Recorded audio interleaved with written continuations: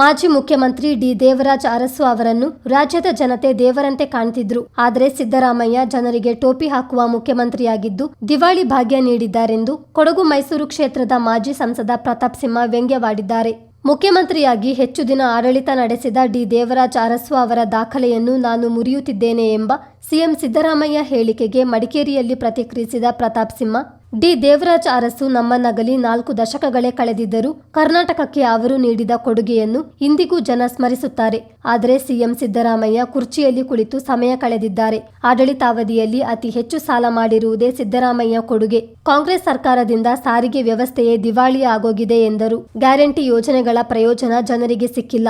ಯುವ ನಿಧಿ ಯೋಜನೆ ಇನ್ನೂ ಪ್ರಾರಂಭವಾಗಿಲ್ಲ. ರಾಜ್ಯದ ಆರ್ಥಿಕ ವ್ಯವಸ್ಥೆಯನ್ನೇ ದಿವಾಳಿ ಮಾಡಿದ ಕೀರ್ತಿ ಸಿದ್ದರಾಮಯ್ಯ ಅವರಿಗೆ ಸಲ್ಲುತ್ತದೆ ಹೊರತು ದೇವರಾಜ ಅರಸು ಅವರಂತೆ ಆಗಲು ಸಾಧ್ಯವೇ ಇಲ್ಲ ಎಂದು ಲೇವಡಿ ಮಾಡಿದರು.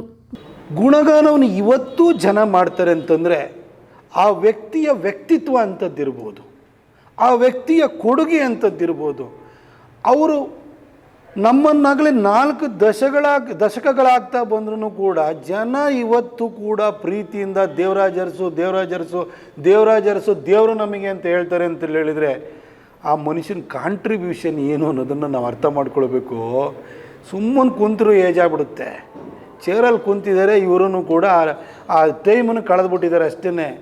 ದೇವರಾಜ ಅರಸು ಹಾಕಲ್ಲ. ದೇವರಾಜ ಅರಸು ಅವರು ಒಂದೊಂದು ಸಣ್ಣ ಸಣ್ಣ ಸಮಾಜದಲ್ಲಿರುವಂತಹ ವ್ಯಕ್ತಿಗಳನ್ನು ಕರ್ಕೊಂಬಂದು ಕೈ ಹಿಡಿದು ಬೆಳೆಸಿದರು.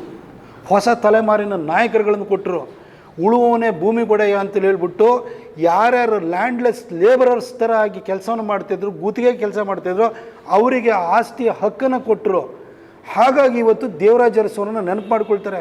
ಇವತ್ತು ಬೆಂಗಳೂರಿನಲ್ಲಿ ಬೆಂಗಳೂರು ಇವತ್ತು ಏನು ಬೆಳೆದಿದೆಯಲ್ಲ, ಆ ಎಲೆಕ್ಟ್ರಾನಿಕ್ ಸಿಟಿ ಬರಲಿಕ್ಕೆ ಆ ಒಂದು ಕ್ಲಸ್ಟರು, ಆ ಥರದ್ದು ಒಂದು ಇಂಡಸ್ಟ್ರಿಯಲ್ ಏನೇನ ತರಬೇಕಾದ್ರೆ ದೇವರಾಜ ಅರಸುವರ ವಿಷನ್ನು ಬಾಳೆಗವ್ರನ್ನ ಕೂರಿಸ್ಕೊಂಡು ಅಂಥದ್ದೊಂದು ಕೆಲಸವನ್ನು ಮಾಡಿದ್ರು.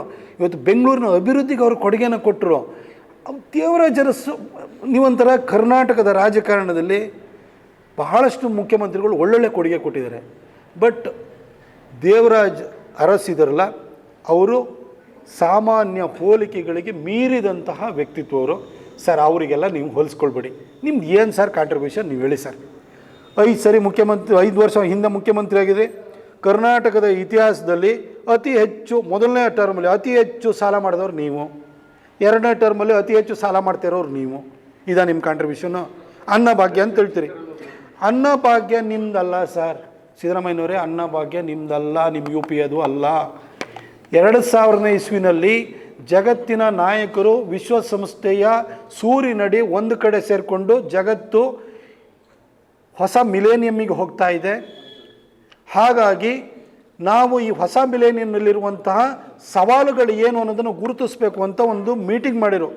ಅದರಲ್ಲಿ ಹಸಿವು, ಆರೋಗ್ಯ, ಶಿಕ್ಷಣ ಸೇರಿದಾಗೆ 15 ಗೋಲ್ಗಳು, 15 ಸವಾಲುಗಳನ್ನು ಗುರುತಿಸಿದರು. ಮುಂದಿನ 15 ವರ್ಷಗಳಲ್ಲಿ ಈ ಸವಾಲುಗಳಿಗೆ ನಾವು ಪರಿಹಾರನ ಕಂಡುಕೊಳ್ಬೇಕು ಅಂತೇಳಿ ಹೇಳಿ ಹೊರಟರು. ಯಾಕೆಂದರೆ ಇಥಿಯೋಪಿಯಾದಲ್ಲಿ ನೀವು ಹಸಿವಿನಿಂದ ಜನ ಸಾಯ್ತಾ ಇದ್ದಿದ್ದು ನಾವು ನೋಡಿದ್ದೀವಿ. ಶಿಕ್ಷಣ ಅಗತ್ಯ ಇತ್ತು, ಆರೋಗ್ಯ ಅಗತ್ಯ ಇತ್ತು. ಆಗ ವಿಶ್ವಸಂಸ್ಥೆ ಮೇಜರ್ ಡೆವಲಪ್ಮೆಂಟಲ್ ಗೋಲ್ಸ್ MDR ಅಂತೇಳಿ ಹೇಳಿಬಿಟ್ಟು ಒಂದು ರೂಪಿಸಿದರು. ಅದರಲ್ಲಿ ಈ 3 ಮೊದಲನೇ ಪ್ರಿಯಾರಿಟಿ ಆಗಿತ್ತು: ಹಸಿವು, ಶಿಕ್ಷಣ ಮತ್ತು ಆರೋಗ್ಯ. ಅಟಲ್ ಬಿಹಾರಿ ವಾಜಪೇಯಿಯವರು ಆ ಒಂದು ಸಮಿಟ್ನಲ್ಲಿ ಭಾಗಿಯಾಗಿ ಬಂದ ಕೂಡಲೇ ಪ್ರಧಾನಮಂತ್ರಿ ಅಂತ್ಯೋದಯ ಅನ್ನ ಕಲ್ಯಾಣ ಯೋಜನೆ ಅಂತ ಪ್ರಾರಂಭ ಮಾಡಿ ರಾಜಸ್ಥಾನ ಸೇರಿದಂತೆ 3 ರಾಜ್ಯಗಳಲ್ಲಿ ಅದನ್ನು ಫಸ್ಟು ಅದೇ ವರ್ಷ 2000 ಅಕ್ಟೋಬರ್ ನವಂಬರ್ನಲ್ಲಿ ಅದನ್ನು ಇಂಪ್ಲಿಮೆಂಟ್ ಮಾಡಿರೋ. 2011-12 ಬರೋ ಅಷ್ಟರೊಳಗಡೆ 1 ದಶಕ ಕಳೆದಿತ್ತು. 2015 ನಾವು ಅಂದರೆ 15 ವರ್ಷ ಅದರದ್ದು ಟಾರ್ಗೆಟ್ ಇದ್ದಿದ್ದು. ಅಷ್ಟರೊಳಗಡೆ ಎಲ್ಲರಿಗೂ ಕೊಡಬೇಕಿತ್ತು. ಅದನ್ನು 80%ಗೆ ಕವರ್ ಮಾಡಲಾಗಿತ್ತು. ನಿಮ್ಮ UPA ಸರ್ಕಾರ ಫುಡ್ ಸೆಕ್ಯೂರಿಟಿ ಆ್ಯಕ್ಟ್ ಅಂತ ಸುಮ್ಮನೆ ಒಂದು ಬಿಲ್ಲನ್ನು ತಂದುಬಿಟ್ಟು ಅದಕ್ಕೆ ವಾಜಪೇಯಿಯವರ ಯೋಜನೆಗೆ ಒಂದು ಕಾನೂನಿನ ರೂಪವನ್ನು ಕೊಟ್ಟರು.